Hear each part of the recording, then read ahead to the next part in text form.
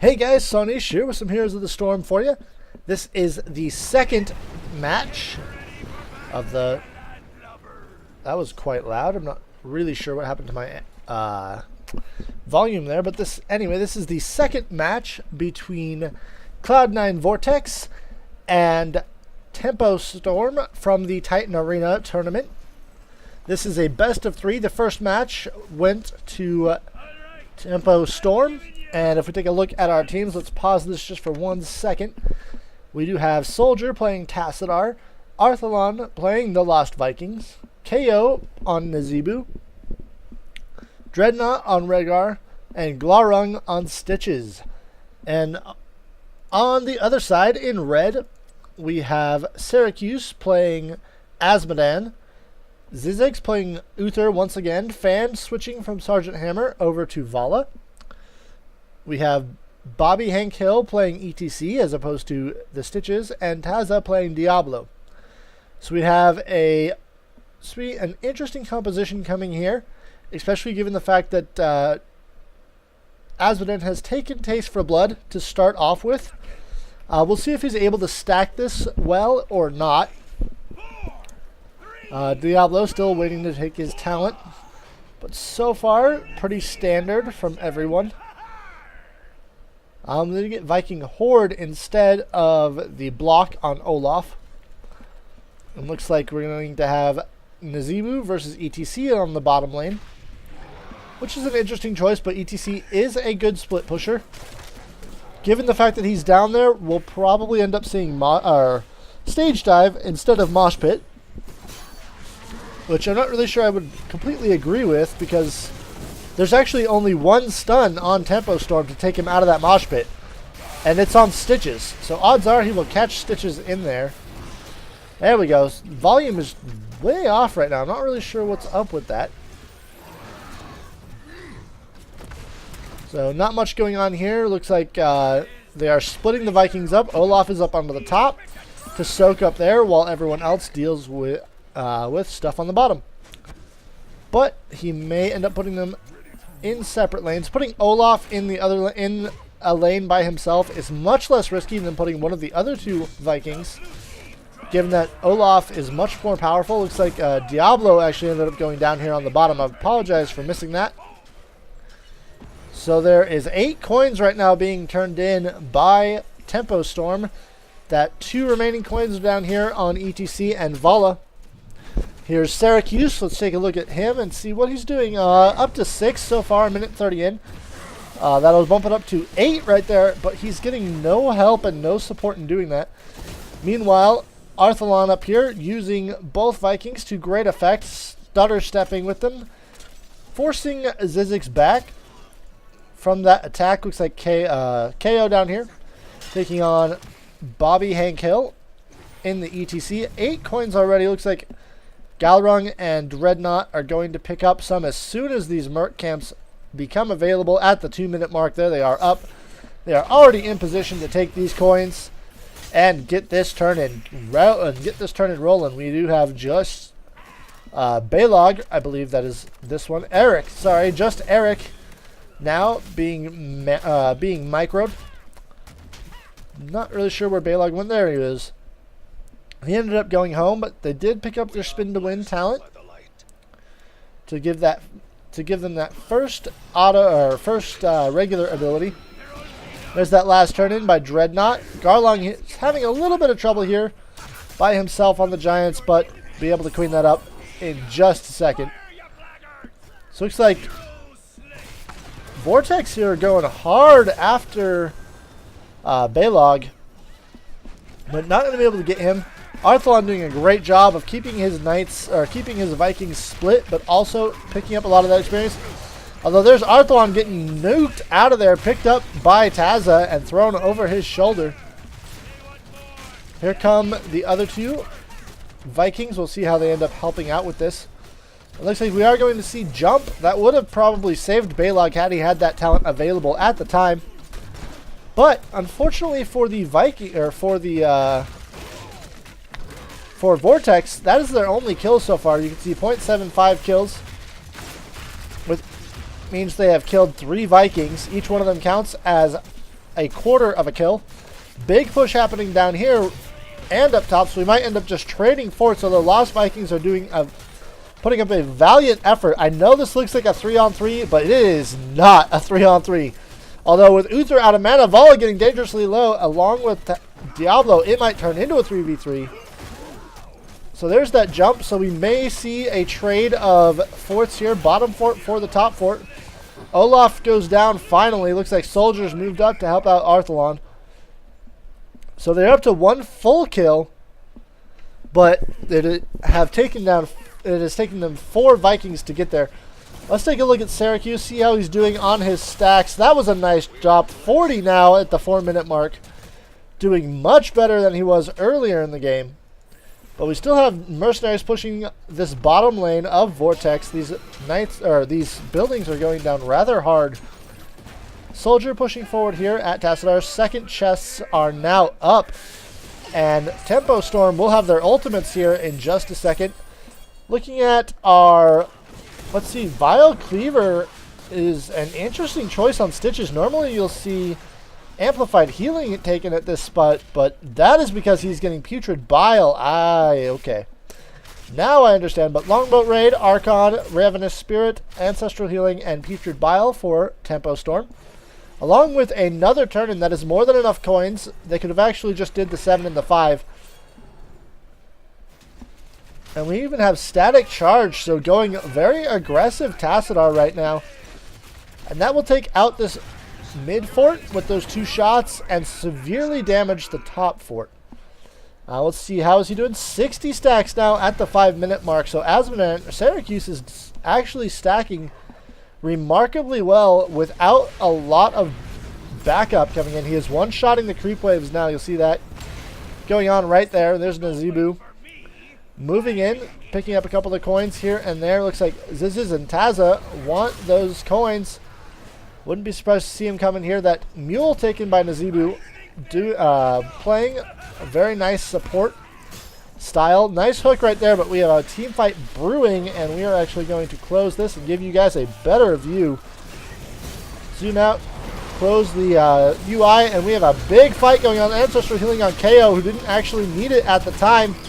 So a bit of a waste. Zizix goes down right there. Bobby, Hank, Hale goes down as well. This might be a 5-0 sweep. Ravenous Spirit comes out, and the hook into the spin to win completely takes out Vala. That is indeed a 5-0 swing. So we're going to bring our UI back now. And that was a beautiful 5-0 swing in favor of Tempo Storm, blowing this game wide open. Level 13 to level 11 now. Merc's pushing the top lane. Boss is going to be coming down the top lane as well. This coin should be picked up by someone. We'll see if anyone picks up that coin. Looks like Arthalon is ignoring it. That's why he's ignoring it, because he has his 3rd Viking down here on the bottom lane, just soaking up some XP. He is all by his lonesome, and this one little Viking cannot stand up to these 2 giant warriors pushing from the top here, or pushing along the bottom. Although a nice rotation from Tempo Storm is going to mean 2 dead heroes. Well, we have definitely 1 dead hero, maybe 2 if they can get there. It's 14 to 12, so they are maintaining that 2-level lead. Not really gaining much per se, but they are maintaining.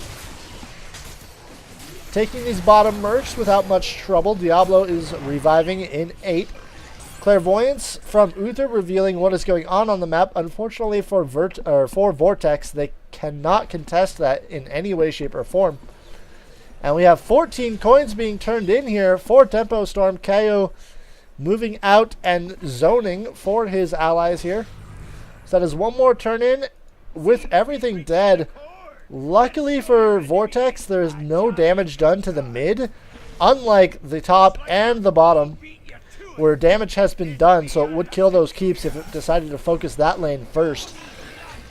But Tempo Storm is in complete control of this game.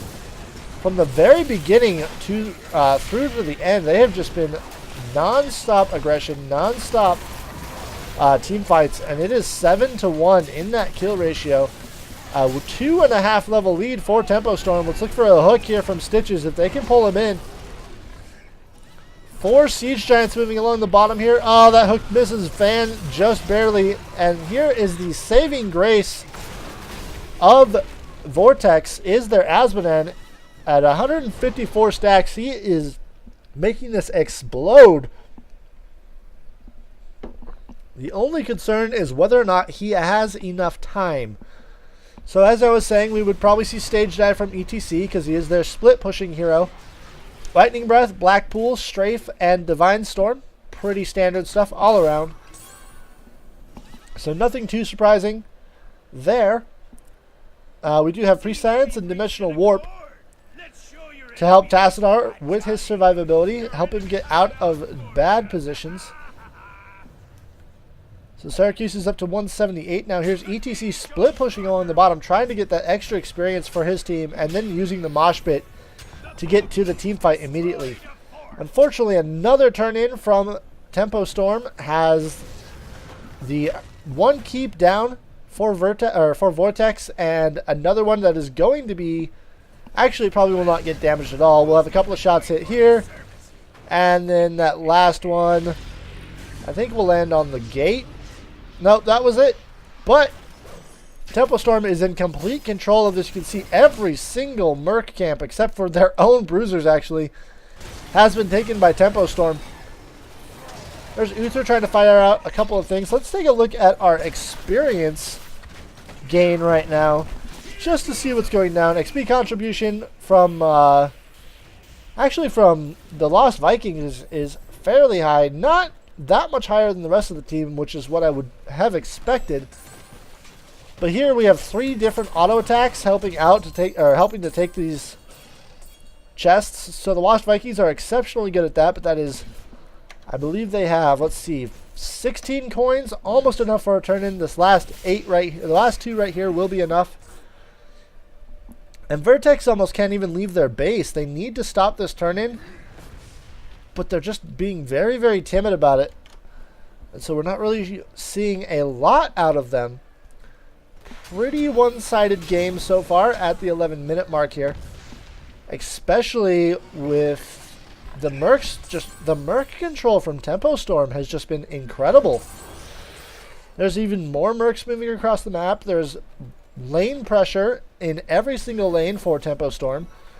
So there's nothing they can do about this turn-in. I mean, I guess they can abandon their lanes, but it almost seems like they are consigned to their fate.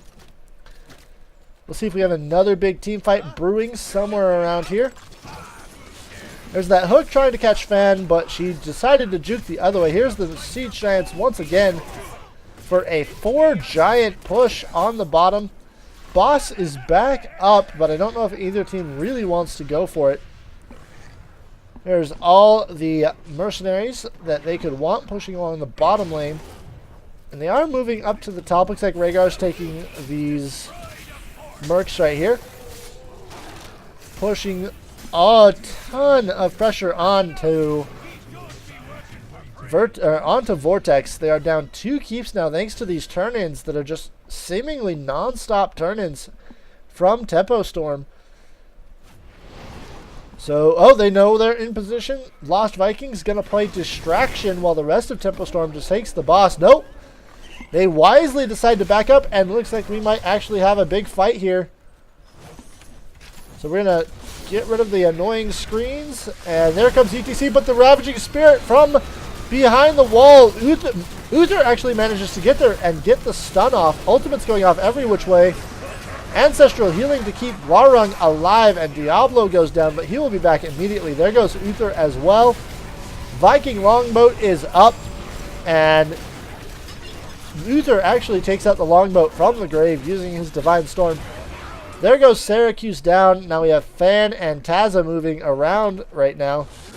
So we are going to, not take a look there, but bring back our interface. And unfortunately for Vortex, being pushed on the bottom, Blackpool is the only ultimate that is back up. Every other one was used, and I believe Blackpool was used as well. And here goes Tempo Storm, realizing they have the map control to take the boss uncontested.